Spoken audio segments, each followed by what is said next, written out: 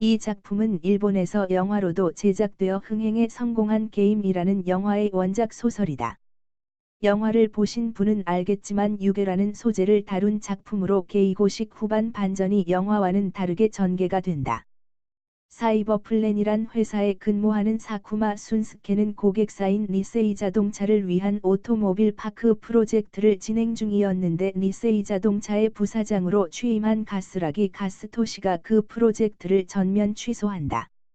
사장과 한잔한 후 혼자서 술을 더 마신 후 집으로 가는 택시에서 그는 갑자기 가스라기 부사장의 집 쪽으로 가달라고 택시기사에게 요청한다. 유명한 저택이라 택시기사는 그 집 앞에 순스케를 데려다준다.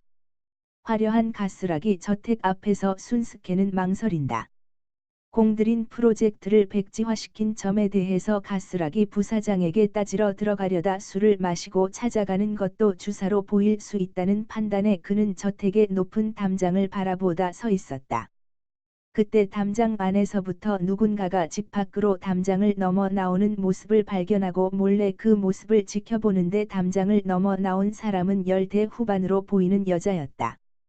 그녀는 그 집의 담을 넘어 나와서는 택시를 잡아 어딘가로 가려 하고 순스케는 택시를 잡아 그녀가 탄 택시를 따라간다.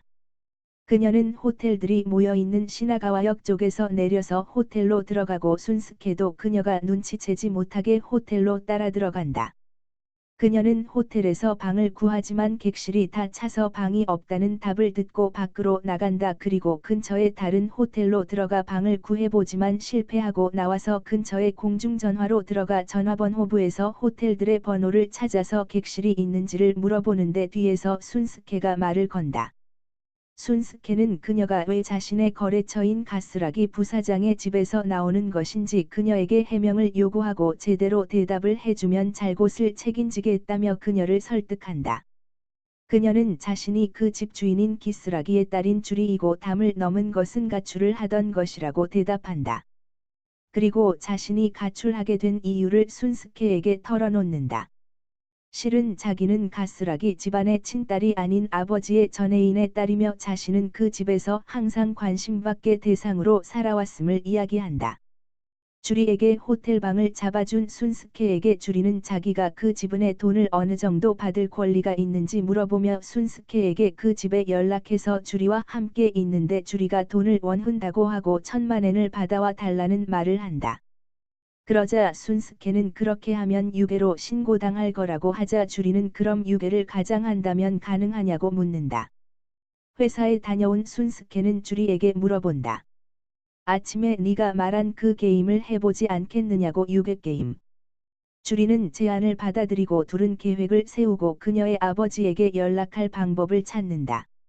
메일과 전화는 추적을 당할 수 있다고 생각한 순스케는 인터넷 커뮤니티의 게시판을 통해 주리의 아버지와 메시지를 주고받는다.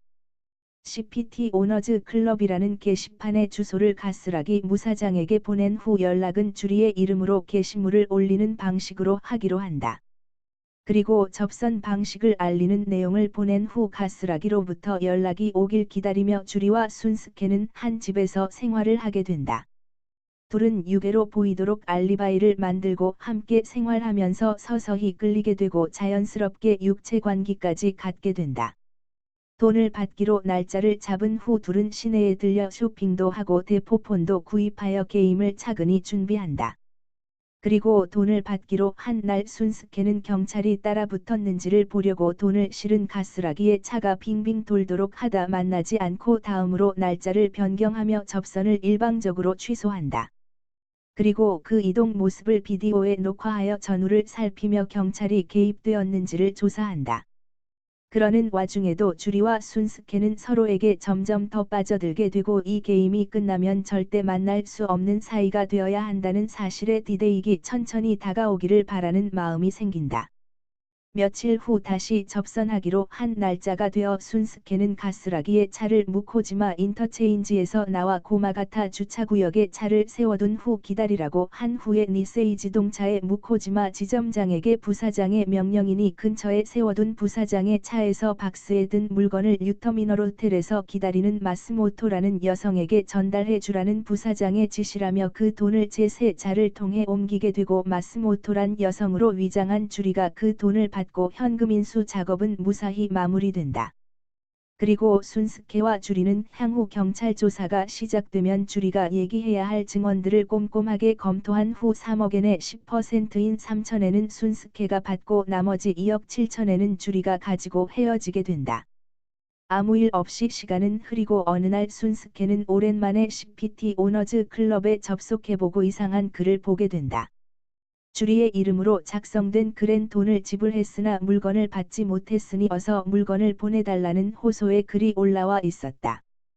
분명 돈을 받고 주리와는 헤어졌는데 어찌된 영문인지 순스케는 어리둥절하다. 그리고 며칠 후 순스케는 회사에서 직원들이 거래처인 니세이 자동차의 부사장에 대한 이야기를 하는 것을 듣는데 그의 장녀인 주리가 행방불명이며 아마도 유괴된 것 같다는 이야기들이었다. 그리고 TV에서 이 기사가 나오자 순스케는 충격을 받는데 뉴스에서 보여주는 가스라기 부사장의 장녀 가스라기 주리의 사진이 순스케와 며칠을 함께 지낸 주리의 모습이랑은 너무나 다른 얼굴이기 때문이다.